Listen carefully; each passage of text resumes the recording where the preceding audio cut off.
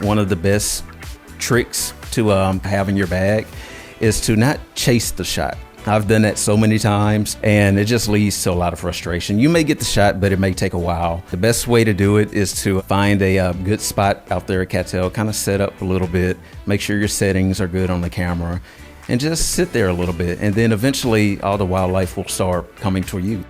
Hello, everybody, and welcome to the Beaumont Beat video podcast, where we move with the heartbeat of the city. I am your host, Tracy Koenig. Southeast Texas is known for some of the best birding locations in North America. In fact, our region has earned a reputation as a birding mecca with its combination of coastal wetlands, forests, and grasslands that host over 400 species of birds. And with it being spring, we can expect thousands of migratory birds to pass through Southeast Texas on their way to breeding grounds. With that in mind, today we're going to be talking with a man who uses his camera to capture some of these migratory birds, as well as all of the beautiful scenery out at Cattail Marsh right here in Beaumont. Ken Guidry is a wildlife photographer, and today we're going to be finding out what inspires him, how he's mastered his craft, and some of the stories behind his iconic images as he teaches us about birding in our area. So sit back, relax, and get ready to see Cattail Marsh in a whole new light as we explore the magic of nature, the art of photography, and the wild adventures that come with it. But before we get into all that, 2 quick announcements for you. Get ready to run, jump, and compete with Beaumont's Track Club. Stop by the Sterling Pruitt Activity Center on Gulf Street to register kids ages 5 to 18. Registration runs through May 9th, and we encourage families to take advantage of this opportunity for their youth to participate in a great athletic program. We have a general election coming up in May to elect Beaumont's mayor and city council members. The last day to register to vote is April 22nd, and the election is May 3rd. To get election information and to see who's on the ballot, visit beaumonttexas.gov/election.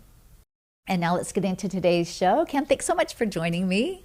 It's my pleasure. Thank you so much for having me. All right, let's tell people a little bit about you, how you came to work for the city of Beaumont.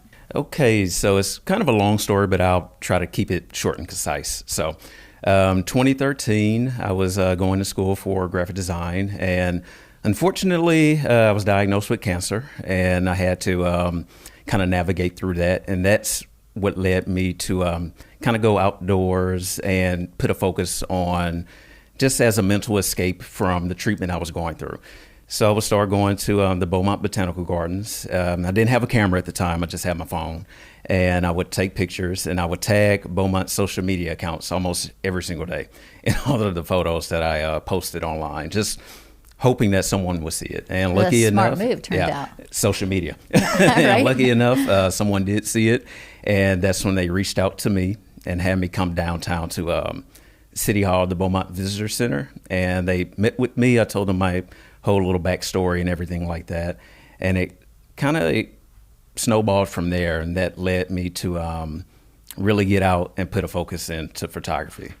Isn't it just amazing how nature can almost cure you in a way, or heal your soul? And that was maybe what you're looking for there. It's very much like it was being out in nature is already therapeutic, because it's like I said earlier, it's a mental escape. For a few minutes, you don't have to think about what you're going through. You just take in the beauty of nature and everything. And funny enough, back then I didn't know anything about birds. I maybe knew the staples, Lamar cardinals. I knew about those, right.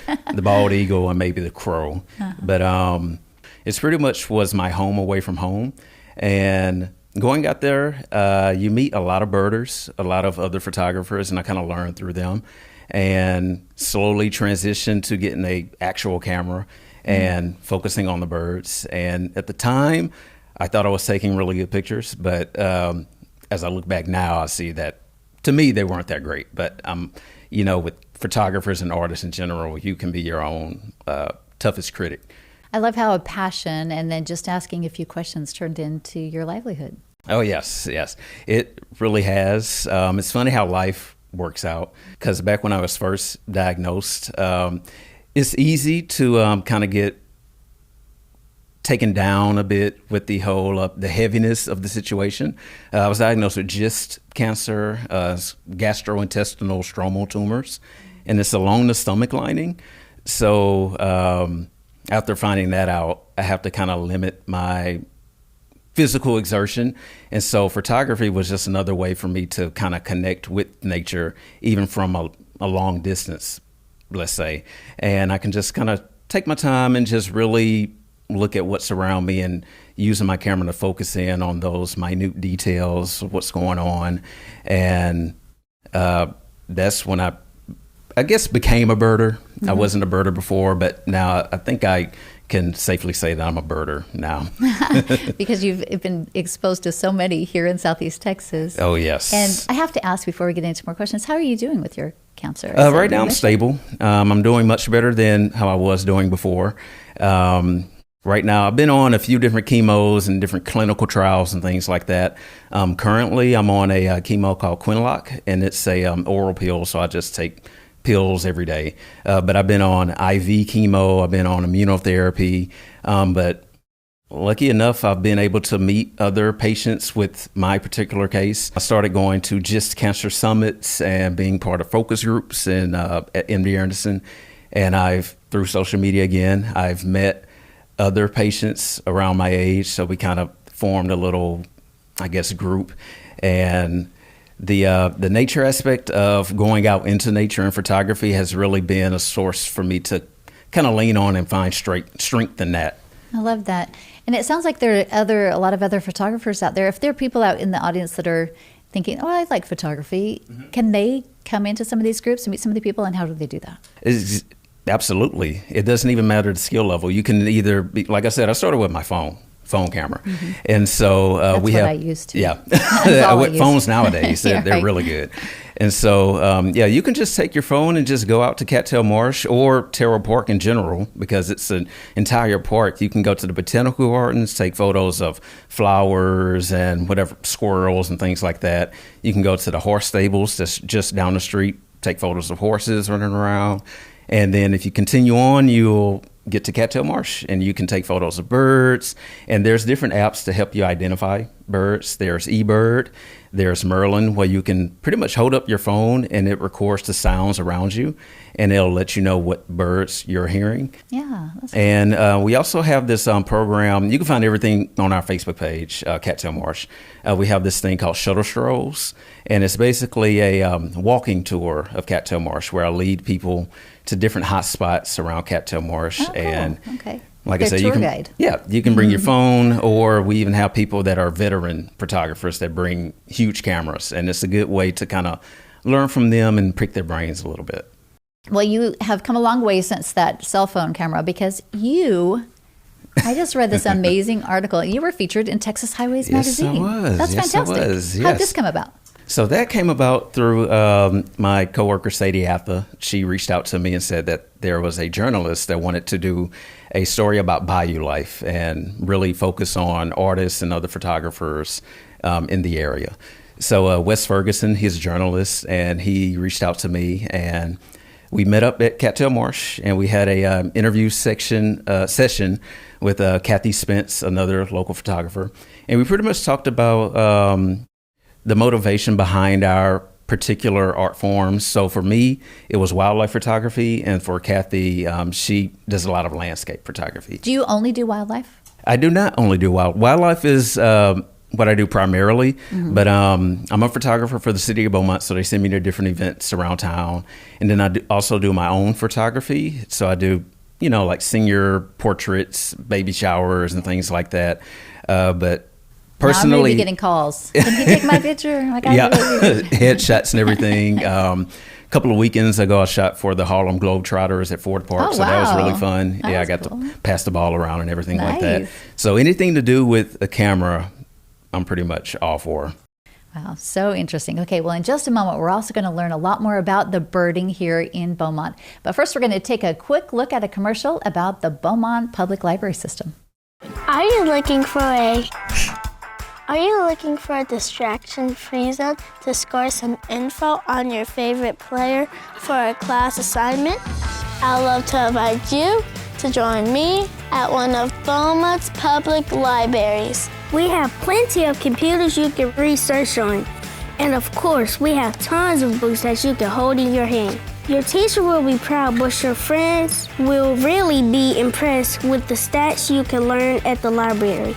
Check out beaumonttexas.gov/library for more information on our locations and programs.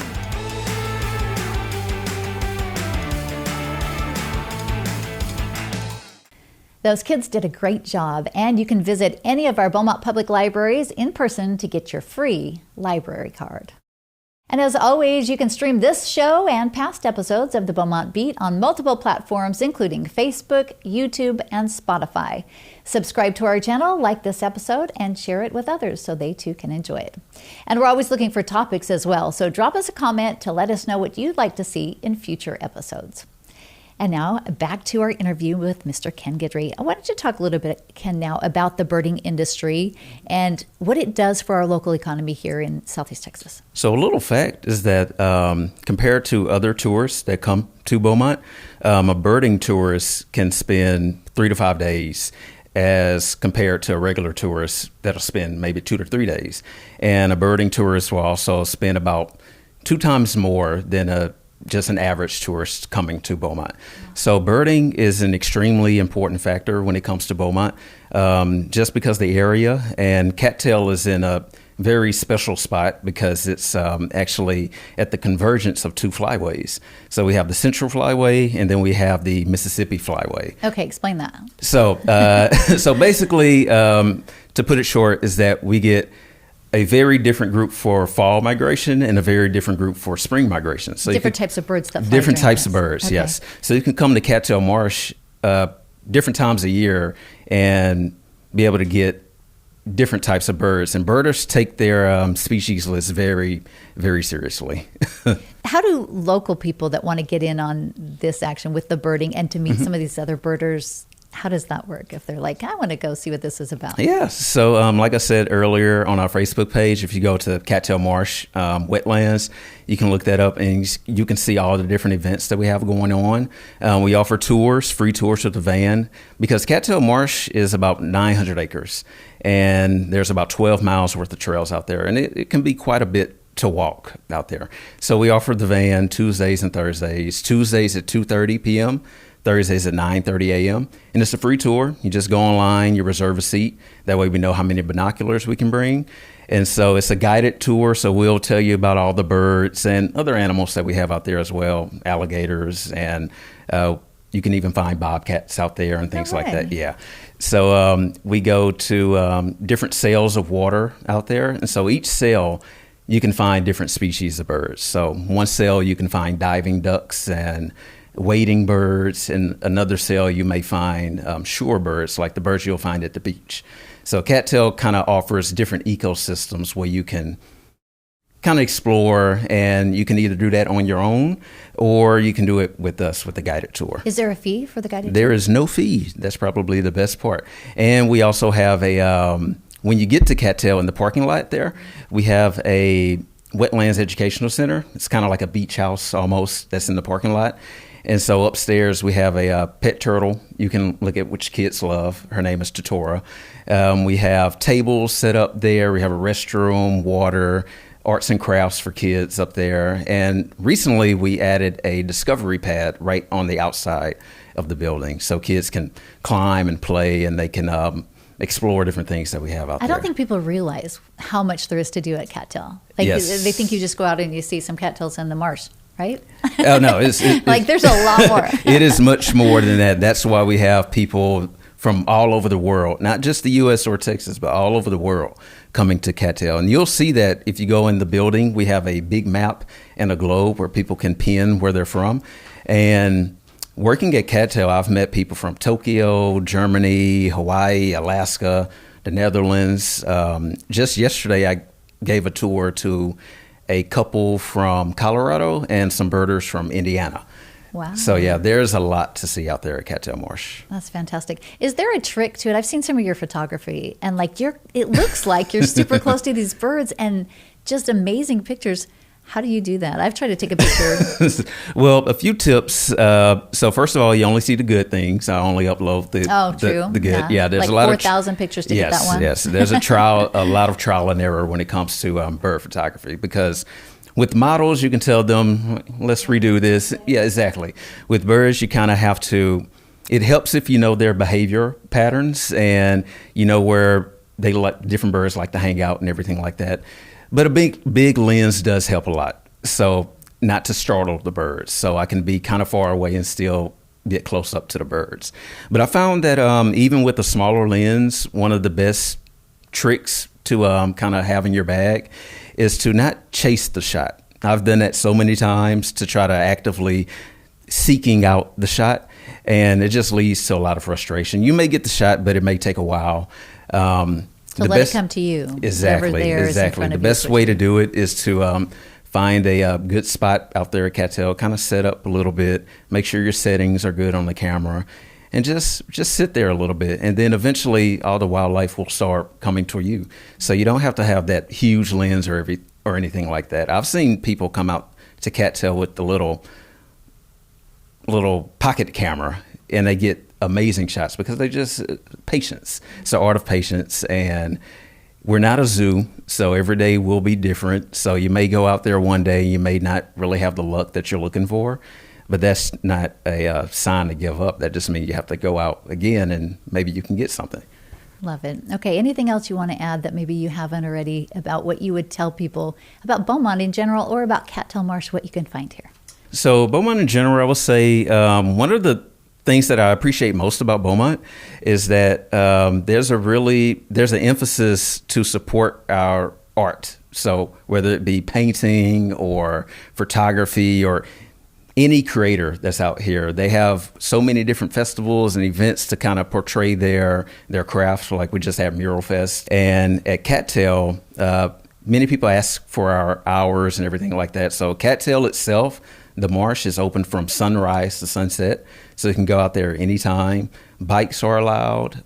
People bring their horses out there all the time. The building itself is dog friendly. You can bring your dog up into the building. And we even given tours with dogs in the shuttle van that we have. We do ask if you come out to Cattail and explore the marsh with your dog, recommend it to have a leash because we do have alligators out there. We don't have any incidents or anything like that, but it's good to err on the side of caution because, dogs are curious and they want to go out into nature a little bit. So it's good to have a leash. But the alligators, they just tend to lay there or they run into the water. It's not Jurassic Park out there or anything like that. And we do offer, let's say if you want to walk a little bit and you want to take the van, or you want to walk out to a certain area, but you don't think you can really walk all the way back because it's a pretty big area. You can just call up the building and we'll take the van and go out, pick you up and bring you back. Or we can take the van and drop you off to a certain spot. Yeah. Perfect. Well, Ken, thank you so much for coming on today and talking with us and sharing your health journey as well. Best of luck to you there. Yes, thanks for listening. Yeah, absolutely. And I know it's probably helped a lot of people to say, maybe it's something I need to do, even if it's just to reflect, to get outdoors. Yes, and exactly. I appreciate it so much. And before we go, we still want your opinion. Don't forget to vote for Beaumont's new tagline. Now, a tagline is meant to help set the tone for how others view our city, and it's a way to highlight what makes our city so unique. The new tagline will represent us for years to come, so let us know what you want people to say about our city. Go to beaumonttexas.gov/tagline to vote for your favorite. And we'd love to have you join us for the next episodes of the Beaumont Beat. We'll be talking with the Beaumont Youth Advisory Council to find out how they serve the city. And we'll also let you know about how you can take advantage of National Tourism Week coming up in May. For now, though, I'm Tracy Kennick. Thanks so much for tuning in to the Beaumont Beat, where we move with the heartbeat of the city. We'll see you next time.